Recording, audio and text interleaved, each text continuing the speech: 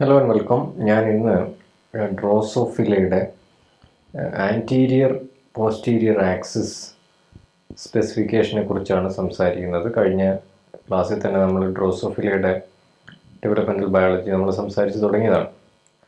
അപ്പോൾ anterior posterior axis എന്ന് പറഞ്ഞു കഴിഞ്ഞാൽ ഈ ഡ്രോസോഫിലയുടെ നമ്മളെ ഈ ഹെഡ് റീജിയൻ്റെ ഭാഗത്താണ് നമ്മൾ ആൻറ്റീരിയർ എന്ന് വിളിക്കുക. ആൻറ്റീരിയർ അവിടെ നിന്ന് അങ്ങോട്ടേക്ക് ഈ ആക്സിസ് പോസ്റ്റീരിയർ എൻഡിലേക്കുള്ള ഈ ആക്സിസിനെയാണ് നമ്മൾ എന്ത് വിളിക്കുക, ആൻറ്റീരിയോ പോസ്റ്റീരിയർ ആക്സിസ് എന്ന് വിളിക്കുക. അതിൽ നമ്മൾ ഒരു എഗ്ഗ് ഉണ്ടാകുമ്പോൾ തന്നെ എന്താ പറയുക, ഒരു സൈഗോട്ടിൽ തന്നെ ഈ ആൻറ്റീരിയോ പോസ്റ്റീരിയർ ആക്സിസ് ഉണ്ടാകുന്നത് കൊണ്ടാണ് ഈ എന്താ പറയുക, ആൻറ്റീരിയർ ഭാഗത്ത് എന്ത് ഡെവലപ്പ് ചെയ്യും, ഹെഡ് ഡെവലപ്പ് ചെയ്യും. അതുപോലെ പോസ്റ്റീരിയർ ഭാഗത്ത് അബ്ഡോമൻ പോലെയുള്ള സ്ട്രക്ചേഴ്സും ഡെവലപ്പ് ചെയ്യും. അപ്പോൾ അതിൻ്റെ ഡീറ്റെയിൽസാണ് നമ്മളിന്ന് കാണാൻ പോകുന്നത്.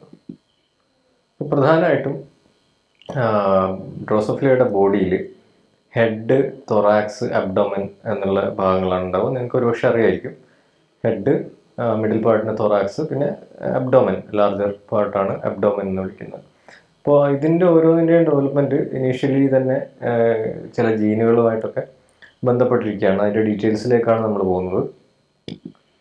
പിന്നെ ഈ ഹെഡ്, തൊറാക്സ്, അബ്ഡോമൻ അല്ലാതെ ഒരു ഫ്രണ്ടിലൊരു സ്ട്രക്ചറുണ്ട്. ഏറ്റവും മുൻഭാഗത്ത് കാണുന്ന ആക്രോൺ എന്ന് പറയുന്ന ഒരു സ്ട്രക്ചറും ഏറ്റവും പിൻഭാഗത്ത് കാണുന്ന ടെൽസൺ എന്ന് പറയുന്ന ഒരു സ്ട്രക്ചറും കൂടെ ഡ്രോസോഫിലേക്ക് ഉണ്ട്. അപ്പോൾ അതെല്ലാം ഈ ആൻറ്റീരിയോ പോസ്റ്റീരിയർ ആക്സിസ് സ്പെസിഫിക്കേഷൻ്റെ ഭാഗമായിട്ട് അതിൻ്റെ ശേഷമായിട്ടും ഉണ്ടാകുന്ന സ്ട്രക്ചേഴ്സാണ്. പ്രധാനമായിട്ടും മെറ്റേണൽ ജീൻസാണ് ഈ ഡ്രോസോഫിലയുടെ ഈ ആൻറ്റീരിയോ പോസ്റ്റീരിയർ ആക്സിസ് സ്പെസിഫിക്കേഷനെ ഇൻഫ്ലുവൻസ് ചെയ്യുന്നത്. മറ്റൊന്ന് എഗ് ആയിരിക്കുന്ന അവസ്ഥയിലുള്ള ചില ജീനുകളുണ്ട്. ആ ജീനുകളാണ് ഈ ആൻറ്റീരിയോ പോസ്റ്റീരിയർ ആക്സിസ്, സൈഗോട്ടിൽ ആൻറ്റീരിയോ പോസ്റ്റീരിയർ ആക്സിസ് എസ്റ്റാബ്ലിഷ് ചെയ്യുന്നതൊക്കെ ആ ജീനുകളാണ്. അതുമായി ബന്ധപ്പെട്ട സിഗ്നലിംഗ് സെൻറ്റേഴ്സും ഫർദർ ജീനുകൾ ആക്ടിവേറ്റ് ചെയ്യുന്നതൊക്കെ ഈ മെറ്റേണൽ ജീൻസാണ് ചെയ്യുക. അപ്പോൾ പ്രധാനമായിട്ടും 3 ക്ലാസ്സാണ് മെറ്റേണൽ ജീൻസ് ഉള്ളത്. അത് എഗ് പൊളാരിറ്റി ജീൻസ് എന്നാണ് പൊതുവെ അറിയപ്പെടുന്നത്. 3 ക്ലാസ് ഉണ്ട്. ആ 3 ക്ലാസ്സിലേക്കും നമുക്ക് വരാം. പ്രധാനമായിട്ടുള്ള 3 സിഗ്നലിംഗ് സെൻറ്റേഴ്സാണ് ഞാനിപ്പോൾ പറയാൻ പോകുന്നത്. അതിൽ ആദ്യത്തെ സിഗ്നലിംഗ് സെൻറ്ററിൻ്റെ പേര് ആൻറ്റീരിയർ സിഗ്നലിംഗ് സെൻറ്റർ എന്നാണ്. രണ്ടാമത്തെ സിഗ്നലിംഗ് സെൻറ്ററിൻ്റെ പേര് പോസ്റ്റീരിയർ സിഗ്നലിംഗ് സെൻറ്റർ എന്നാണ്. മൂന്നാമത്തെ സിഗ്നലിംഗ് സെൻറ്ററിൻ്റെ പേരാണ് ടെർമിനൽ സിഗ്നലിംഗ് സെൻറ്റർ. അതിൽ anterior signalling centre head, thorax എന്നീ ഭാഗങ്ങളെയാണ് സ്പെസിഫൈ ചെയ്യുക. അതിനുശേഷം പോസ്റ്റീരിയർ സിഗ്നലിംഗ് സെൻറ്റർ അതിൻ്റെ അബ്ഡോമിനൽ റീജിയനെയാണ് സ്പെസിഫൈ ചെയ്യുക. ടെർമിനൽ സിഗ്നലിംഗ് സെൻറ്ററാണ് ഞാൻ നേരത്തെ പറഞ്ഞ ആക്രോൺ, ടെൽസൺ എന്നീ സ്ട്രക്ചേഴ്സിനെ സ്പെസിഫൈ ചെയ്യുന്നത്. നമുക്ക് ഓരോരോ സിഗ്നലിംഗ് സെൻറ്റേഴ്സ് ആയിട്ട് നോക്കാം. ആദ്യത്തെ സിഗ്നലിംഗ് സെൻറ്റർ ആൻറ്റീരിയർ സിഗ്നലിംഗ് സെൻറ്ററാണ്. അതിൽ പ്രധാനമായിട്ടും ഇൻവോൾവ് ആയിട്ടുള്ള ജീൻസ് എന്ന് പറയുന്നത് ഒന്ന് ബൈക്കോയിഡ് എന്ന് പറയുന്ന ജീനാണ്. ബൈക്കോയിഡ് ഈ bicoid is known as an anterior morphogen എന്നാണ് അറിയപ്പെടുന്നത്. ഒരുപക്ഷെ ഇതിൻ്റെ ആക്സിസ് സ്പെസിഫിക്കേഷനിൽ ആദ്യം എക്സ്പ്രസ് ചെയ്യുന്ന ഒരു ജീൻ കൂടിയാണ് ഈ ബൈക്കോയിഡ്. പിന്നെ വേറൊരു ജീനാണ് ഹഞ്ച് ബാക്ക് എന്ന് പറയും. Hunchback is also an anterior morphogen. അതായത് അതൊരു പ്രോട്ടീനാണ്. ആ പ്രോട്ടീനിൻ്റെ പ്രസൻസ് ഇതിൻ്റെ ആൻറ്റീരിയർ ഭാഗത്തെ സ്പെസിഫൈ ചെയ്യുന്ന 2 പ്രോട്ടീൻസാണ് ഈ ബൈക്കോയിഡും ഹഞ്ച് ബാക്കും. പിന്നെ വേറെയും ചില ജീനുകളുണ്ട്. സ്റ്റോഫൻ, എക്സിപ്പറാൻഷ്യ ആൻഡ് സ്വാളോ എന്നൊക്കെ പറയുന്നത്. ഇവരെല്ലാം ഈ ബൈക്കോയിഡ് mRNA ആൻറ്റീരിയർ ഭാഗത്ത് ലോക്കലൈസ് ചെയ്യുന്നതുമായി ബന്ധപ്പെട്ട് നിൽക്കുന്ന ചില പ്രോട്ടീൻസൊക്കെയാണ്. പിന്നെ ബൈക്കോയിഡിൻ്റെ ഫംഗ്ഷൻ എന്ന് പറഞ്ഞു കഴിഞ്ഞാൽ ഈ ബൈക്കോയിഡ് ആരെ ആക്ടിവേറ്റ് ചെയ്യുന്നത് വെച്ച് കഴിഞ്ഞാൽ ഈ ഹഞ്ച് ബാക്ക് എന്ന് പറയുന്ന നേരത്തെ നമ്മൾ പറഞ്ഞ ഹഞ്ച് ബാക്ക് തന്നെയാണിത്. ഈ ഹഞ്ച് ബാക്കിനെ ആക്ടിവേറ്റ് ചെയ്യും. അതേസമയം ഇത് വേറൊരു ജീനെ സപ്രസ് ചെയ്യും. ആ ജീൻ്റെ പേരാണ് കോഡൽ എന്നാണ് അതിൻ്റെ പേര്, കോഡൽ. അപ്പോൾ ആൻറ്റീരിയർ ഭാഗത്ത് ഹഞ്ച് ബാക്ക് ആക്ടിവേറ്റഡ് ആയിരിക്കണം, എന്നാൽ കോഡൽ അവിടെ ആക്ടിവേറ്റഡ് ആയിരിക്കാനും പാടില്ല, അത് റിപ്രസ് ചെയ്യണം. കാരണം വെച്ചാൽ അബ്ഡോമിനൽ റീജിയൻ സ്പെസിഫൈ ചെയ്യുന്ന ഒരു ജീനാണ് ഈ കോഡൽ എന്ന് പറയുന്നത്. അപ്പോൾ ഇത് രണ്ടിനെ, അതായത് ഹഞ്ച് ബാക്കിനെ ആക്ടിവേറ്റ് ചെയ്യുകയും അതേസമയം കോഡലിനെ സപ്രസ് ചെയ്യുകയും ആര് ചെയ്യും, വൈക്കോയിഡ് ചെയ്യും.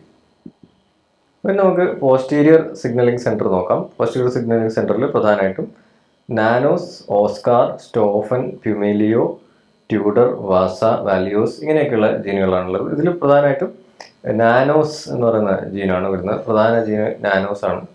ഈ നാനോസ് എന്ന് പറഞ്ഞു കഴിഞ്ഞാൽ ഇതാണ് ആക്ച്വലി കോഡലിനെ ആക്ടിവേറ്റ് ചെയ്യുന്നത്. നമ്മൾ നേരത്തെ പറഞ്ഞ കോഡൽ എന്ന് പറഞ്ഞ ജീനുണ്ടല്ലോ, കോഡലിനെ ആക്ടിവേറ്റ് ചെയ്യും. അത് ഈ നാനോസിൻ്റെ ഒരു ഫങ്ഷനാണ്. അതുപോലെ ഈ പോസ്റ്റീരിയറിൽ നിൽക്കുന്ന മറ്റ് ചില പ്രോട്ടീൻസാണ് സ്റ്റോഫൻ, ഇങ്ങനെയുള്ള ആളുകളൊക്കെ കുറേ ജീൻസ് ഉണ്ട്. അതെല്ലാം പോസ്റ്റീരിയർ റീജിയനിലും എക്സ്പ്രസ് ചെയ്യുന്ന ജീനുകളാണ്. പിന്നെ ടെർമിനൽ സിഗ്നലിംഗ് സെൻറ്ററിൽ പ്രധാനമായിട്ടും torso like, trunk, polehole, rolled എന്നൊക്കെയുള്ള ജീനുകളാണ് പ്രധാനമായിട്ടും വരുന്നത്. അപ്പോൾ അത് ആക്രോണിൻ്റെയും ടെൽസണിൻ്റെയും ഒക്കെ സ്പെസിഫിക്കേഷനുമായിട്ട് അതുമായി ബന്ധപ്പെട്ട് നിൽക്കുന്ന ജീനുകളെ ആക്ടിവേറ്റ് ചെയ്യാനൊക്കെയുള്ള ഇതാണ് ഈ ജീൻസാണ് ഈ ടോർസോ ലൈക്കും ഒക്കെ. അപ്പോൾ അതിൽ പ്രധാനമായിട്ടും നമ്മളിപ്പോൾ നോക്കുന്നത് ഇതിൻ്റെ ഈ ഒരു ഡിസ്ട്രിബ്യൂഷൻ പാറ്റേൺ കാണിക്കുന്ന ഒരു ഗ്രാഫാണിത്. ഇതിപ്പോൾ ആൻറ്റീരിയർ റീജിയൻ ആണ്. ഈ ഭാഗം എന്ന് പറഞ്ഞാൽ ഇത് ആൻറ്റീരിയർ ആണ്. ഈ ഭാഗം ഇത് ആൻറ്റീരിയർ ആണ്, ഇത് പോസ്റ്റീരിയർ ആണ്. അപ്പോൾ ആൻറ്റീരിയർ റീജിയനിൽ നിങ്ങൾക്ക് കാണാൻ പറ്റും ബൈക്കോയിഡ് ഹയസ്റ്റ് കോൺസെൻട്രേഷൻ ആൻറ്റീരിയർ ഏറ്റവും ടോപ്പിലാണ്. അതിനുശേഷം ബൈക്കോയിഡിൻ്റെ കോൺസെൻട്രേഷൻ ഇങ്ങനെ പോസ്റ്റീരിയർ ഭാഗത്തേക്ക് പോകുന്തോറും ഇതിൻ്റെ കോൺസെൻട്രേഷൻ കുറഞ്ഞുകൊണ്ടിരിക്കും. അതേസമയം നാനോസിൻ്റെ കോൺസെൻട്രേഷൻ ഇങ്ങനെ കൂടിക്കൊണ്ടിരിക്കുകയാണ്. ഏറ്റവും ഹയസ്റ്റ് ഇവിടെ ഈ റീജിയനിലാണ്, ഇതിൻ്റെ ടെർമിനൽ റീജിയനിലാണ്. അപ്പോൾ നമ്മൾ നേരത്തെ എന്താ പറഞ്ഞത്, ഈ ബൈക്കോയിഡ് ആക്ടിവേറ്റ്സ് ഹഞ്ച് ബാക്ക്. അതുകൊണ്ട് തന്നെ ബൈക്കോയിഡിൻ്റെ കോൺസെൻട്രേഷൻ പോലെ തന്നെ ഹഞ്ച് ബാക്ക് ഏറ്റവും കൂടുതൽ എവിടെ ഉണ്ടാവും, ഈ ആൻറ്റീരിയർ റീജിയനിലാണ് ഉണ്ടാവും.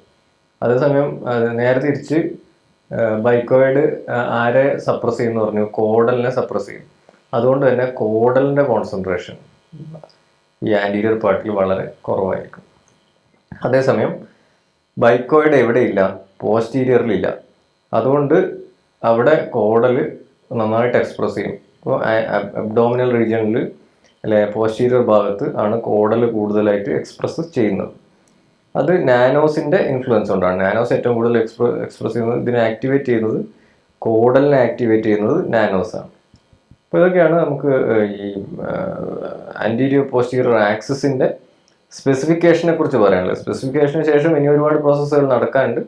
സ്പെസിഫിക്കേഷൻ എന്ന് പറഞ്ഞാൽ ആദ്യത്തെ ഒരു ഘട്ടം മാത്രമാണ്. ഇതിന് ശേഷം അതിൽ മെറ്റേണൽ ജീൻസ് ആണെങ്കിൽ ഇത്രയും ഭാഗം മാത്രമേ നമ്മളിപ്പോൾ കണ്ടിട്ടുള്ളൂ, ഈ ഒരു ഭാഗം മാത്രം. ഈ ബൈക്കോയിഡ് നാനോസും ഒക്കെ ചേർന്നിട്ട് നടത്തുന്ന ഈ ഒരു axis specification, antero posterior axis specification മാത്രമേ കണ്ടിട്ടുള്ളൂ. ഇനി നമുക്ക് ഇനിയും പഠിക്കാനുണ്ട്. ഇതിൽ മറ്റൊരുപാട് ഗ്യാപ്പ് ജീനുകൾ പഠിക്കാനുണ്ട്, പെയർ റൂൾ ജീനുകൾ പഠിക്കാനുണ്ട്, അങ്ങനെ സെഗ്മെന്റ് പൊളാരിറ്റി ജീൻ, ഇങ്ങനെ ഒരുപാട് പ്രോസസ് ജീനുകൾ. ഇത് കംപ്ലീറ്റ് എംബ്രിയോ ആകുന്നത് വരെ തന്നെ ഒരുപാട് എന്താ പറയുക ജീൻസിൻ്റെ ഇൻവോൾവ്മെൻ്റ് ഉണ്ട്. അതിൽ ആദ്യത്തെ ഭാഗമായിട്ടുള്ള ആൻറ്റീരിയോ പോസ്റ്റീരിയർ ആക്സിസ് ഫോർമേഷൻ മാത്രമാണ് നമ്മൾ ഇന്നത്തെ ക്ലാസ്സിൽ ചർച്ച ചെയ്യുന്നത്. എന്തെങ്കിലും സംശയങ്ങളുണ്ടെങ്കിൽ നിങ്ങൾക്ക് കമൻറ്റ് ബോക്സിൽ ടൈപ്പ് ചെയ്യാവുന്നതാണ്. Thank you.